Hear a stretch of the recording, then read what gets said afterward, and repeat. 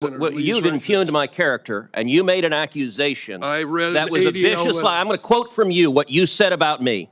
You said that I had just asked a question, and here is a quote from you, Mr. Chairman, quote, that I had said he is likely to be anti-Semitic or a terrorist because he is Muslim.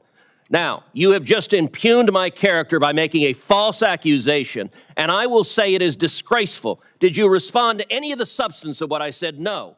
You just attacked me and called me a bigot, and you responded by stating deliberate falsehoods. You said he would be the first Muslim. Well, you know what? I understand. Excuse me. I have a right to defend myself when you impugn my character in a way that is a new low for this committee. Senator Cruz, I'll take you first, and then Senator Lee and Senator Blackburn. Thank you, Mr. Chairman. I have deep concerns about this nominee, and I would note we have talked at length in this committee about the nature of Joe Biden's judicial nominees. He is consistently seeking people who are extreme, who are partisans, and who are out of the mainstream. Today, we are voting on several judges whose records, quite frankly, are extraordinary. And it is consistently disappointing that no matter what a judge has done, a judicial nominee has done, no matter how extreme their record, the Democrats on this committee will vote in favor of those nominees. Mr. Mangi,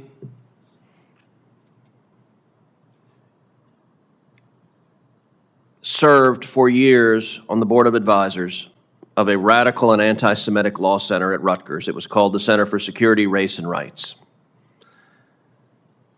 That center hosted an event on the 20th anniversary of September 11th, challenging the, quote, narrative regarding that gruesome terror attack. The existing narrative concerning 9/11, to the extent that there is one, is that vicious terrorists launched a cowardly attack and killed thousands of American civilians. Call me crazy, I don't think that's a narrative that needs to be rethought. It's pretty accurate in terms of what happened, but apparently the center did not think so. The panel of speakers at the event included, firstly, an actual terrorist. I'm not joking. Sami al-Arian, who in 2006 was convicted of conspiracy to contribute services or benefits to a terrorist organization, Palestinian Islamic Jihad, spoke on this 9/11 panel. The panel also featured Hatem Bazian, who explicitly called for intifada in the United States. That's not rumor or innuendo, it's on video, and it's undisputed. Is that a mainstream position? Apparently Senate Democrats think it is. To have another October 7th here in the United States. Are my Democratic colleagues okay with this? Or do they simply believe the press will not report anything, no matter how extreme these nominees are, so they can be safe? This event also featured Professor Rabab Abdul Hadi, who had hosted her own events in San Francisco, ones that platformed and featured an actual terrorist and plane hijacker, Leila Khaled. Mr. Mangi, who was on the advisory board of this center, while all of this was transpiring. Now, if this were just a single isolated event, maybe it would be a different story. But instead, the opposite is true. This sort of radical political programming was at the very core of this organization Mr. Mangi was involved in. In May of 2021, the center held an event called, quote, the 100 Years War on Palestine Teach-In. A Jewish news syndicate opinion piece entitled, quote, Hamas apologists slander Israel at Rutgers Teach-In, described the event as, quote, terrorist whitewashing webinar. Among other things, speakers at the event explained that, quote, Israel has succeeded in painting Palestinian resistance as terror. Understand the Democrat senators on this committee are perfectly fine with that. They don't have a problem with that at all because they're getting ready to vote for a judge who served on the advisory board and saw event after event after event and didn't see anything he disagreed with because he kept serving there. On September 2022, the center held another event entitled, quote, Consistent Partiality, U.S. Foreign Policy on Palestine, Israel. One of the speakers, Peter Beinart, stated, quote, "There's a deep identification among many conservative white American Christians with Israel, and it partly comes from the fact that Israel, like the United States, is a settler colonial state." The Democrats on this committee agree with that? Apparently they're willing to vote for judges that do. On May 29th, 2021, the director of the center, Professor Sahar Aziz, signed a letter which was posted on the center's website, which read, quote, "A ceasefire does not end the colonial conditions of structural violence and inequality that Palestinians live under." The letter went on, quote, "The Palestinian rights to freedom, security in their homes, to return, self-determination, and to be free of violent occupation are well established under international law. The language of both-sidedness, of timeless or religious conflict with moments of escalation erases the military, economic, media, and diplomatic power that Israel, an occupying force, has over Palestine." The most shocking part of this statement reads, quote, "We are in awe of the Palestinian struggle to resist violent occupation, removal, and erasure, and the expansion of Israeli settler colonialism." Well, after October 7th, are Senate Democrats in awe of that? We'll find out with their vote in a moment. I asked Mr. Angie, did he agree with these statements? Specifically, did he agree or disagree with Professor Aziz? And I have to say his answer was reminiscent of Sergeant Schultz in Hogan's Heroes. "I know nothing." Who's she again? I asked him, did he agree with Professor Aziz's statement, whether Israel was an occupying force in Palestine? And he refused to answer. He said, "It was too complex." Let that sink in for a minute. I have to say, I kind of wondered if he was auditioning to be president of Harvard. He just needs context to know whether the Hamas terrorist or the IDF are more problematic. He had the opportunity to denounce this event, to denounce these statements, to denounce this center, and he didn't do it. He just said, "No, I don't know anything about it. I don't know anything about it. No, too complex. So I have no idea. I have no views at all." He also tried to give this committee the impression that his connection with the center was extremely limited. What center? No, I was just on an advisory board. I have no idea what they're doing. Mind you, look, it's possible, I don't know, but it's possible he didn't know about this event celebrating terrorists on 9/11. It's possible he didn't know about the event before it happened. But you know what he didn't do? He didn't resign after it happened. He didn't say, whoa, I didn't know this is what you guys were doing. Nope, he was perfectly fine. And by the way, they kept on doing these events over and over and over again. But he wasn't just on the advisory board. He was a donor. He gave $6,500 of his own money, wrote it to the center. But that's not it. He didn't just give his own money. He also went to his law firm, Patterson Belknap, to help get the center an additional $13,000. So nearly 20 grand. And mind you, what Mr. Mangy wants to tell this committee is, yeah, I helped raise nearly 20 grand. I gave $6,500 myself. I was on the advisory board, but you can't blame me for anything. And mind you, he could have done what some of Biden's nominees do, which is take their record and run away from it, denounce it, say I was mistaken, I was young. No, he didn't say any of that. Instead, he just said it's too complex, he can't give an opinion. He didn't denounce any of this. And by the way, who recruited Mr. Mangy to the center? That would be the director, Sahar Aziz, the same woman who described Israel as an occupying force, quote unquote, that engages in, quote, settler colonialism. The Jewish Federation of Greater Metro West, New Jersey, has stated that Aziz, quote, regularly and consistently promoted vile anti-Semitic propaganda.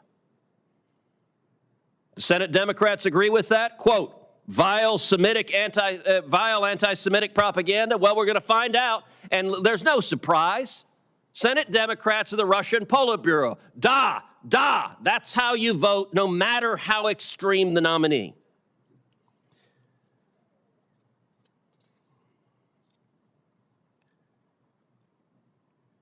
I understand when your party's in power, it's expected that you vote for most of your president's judicial nominees.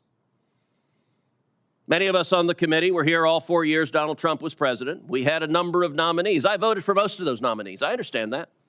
I'm not expecting Democrats to suddenly start voting against a ton of Democrat nominees. But Joe Biden and this White House are seeking out radicals.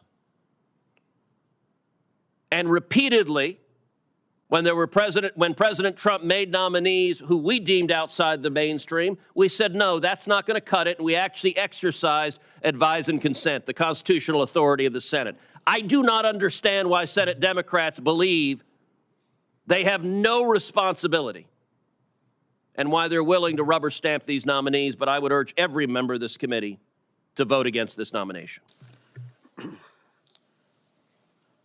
Before recognizing another senator from the Republican side, I'd like to make a statement. It's been my honor to be on this committee for more than 2 decades.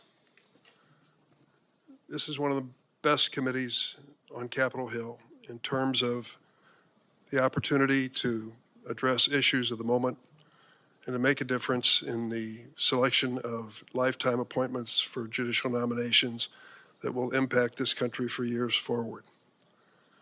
I've sat through hundreds and hundreds of these nominations. Under President Biden, it's been close to 200 already. And in the past, like numbers in previous years.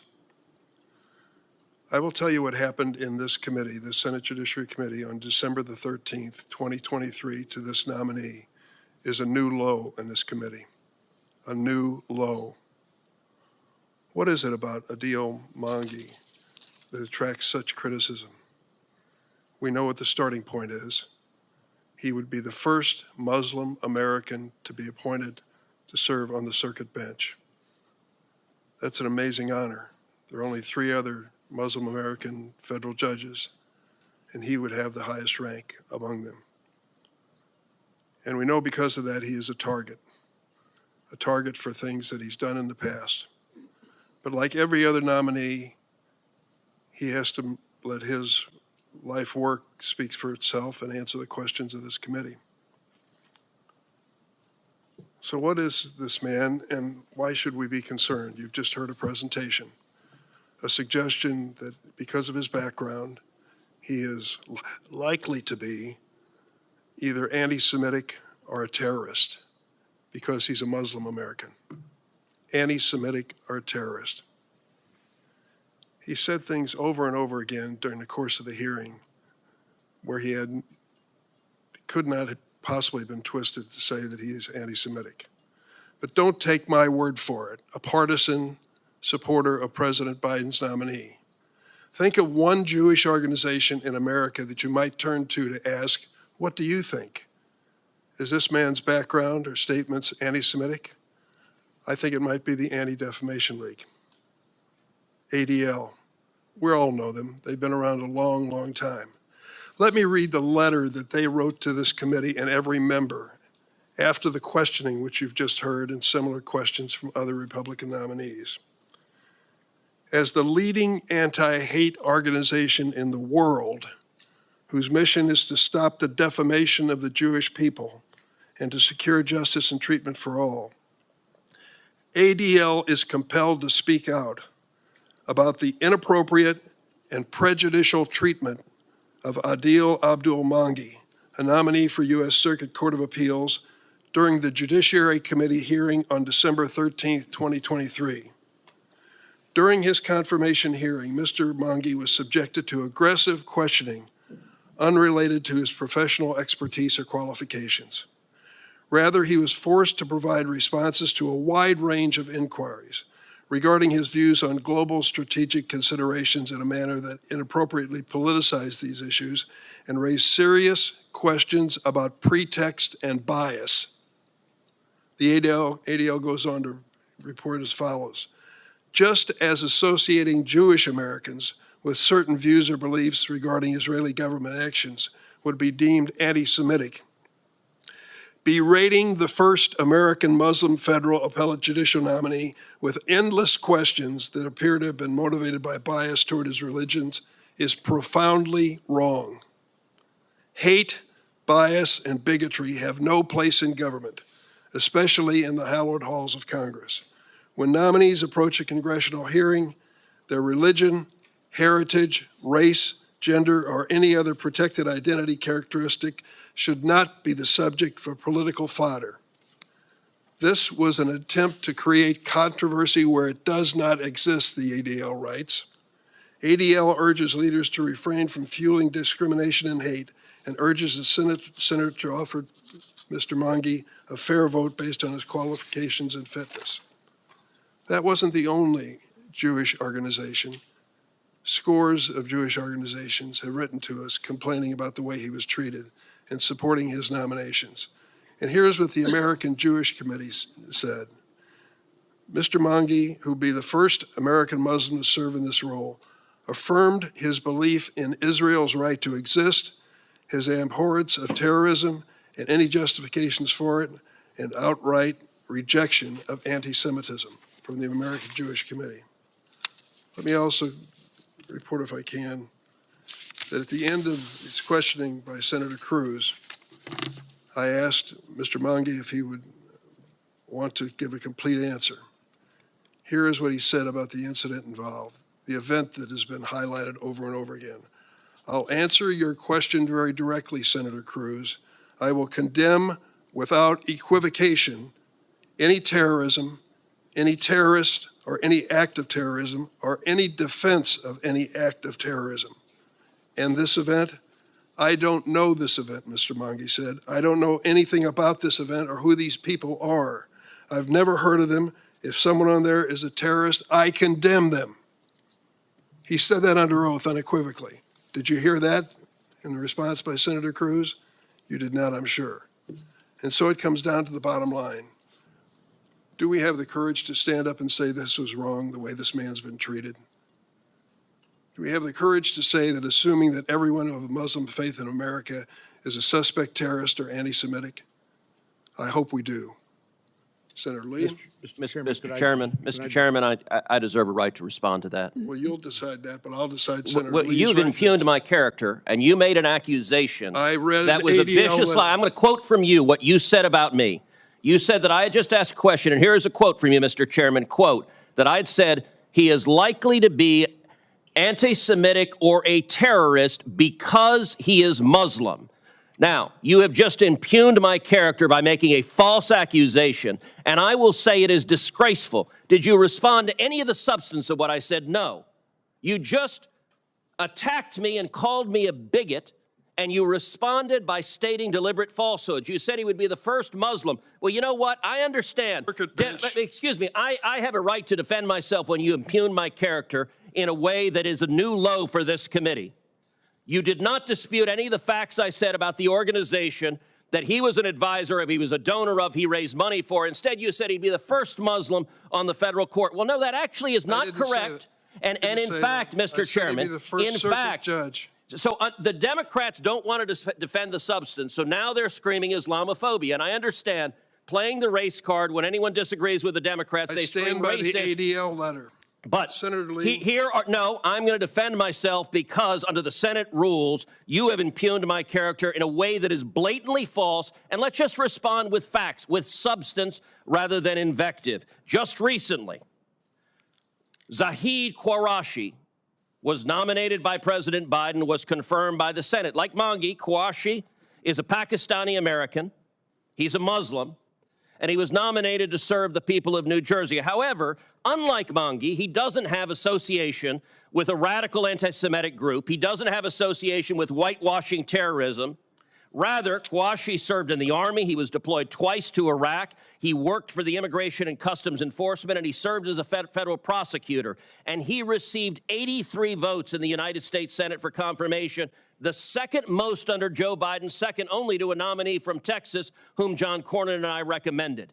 And so it is not the fact that Mr. Mangi is a Muslim that is his problem. It is the fact that his record is extreme. And by the way, if you want to look to Jewish organizations, the Zionist Organization of America has submitted a letter to this committee opposing the nomination. The Coalition for Jewish Values has submitted a letter to this committee opposing the nomination. Stop Anti-Semitism, a nonpartisan organization, has voiced their concerns with Mr. Mangi's affiliation. I want to introduce into the record, I ask unanimous consent to introduce into a record an article from the New York Post entitled "Biden Judicial Nominee Draws Scrutiny Over Ties to Controversial 9/11 Memorial Event." I responded with substance and fact, and you responded with insults and invective that ignored the substance that Mr. Mangi deliberately associated with a consistently anti-Semitic organization, and yet Democrats are perfectly happy for him to be a federal judge. I stand by the statement that I read into the record from ADL,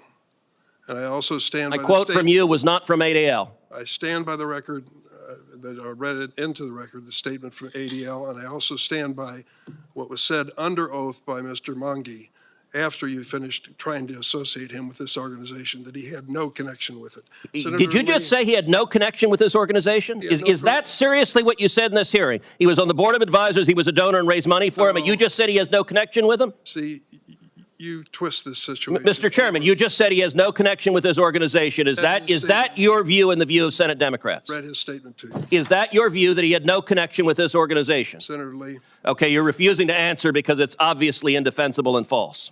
Senator Lee.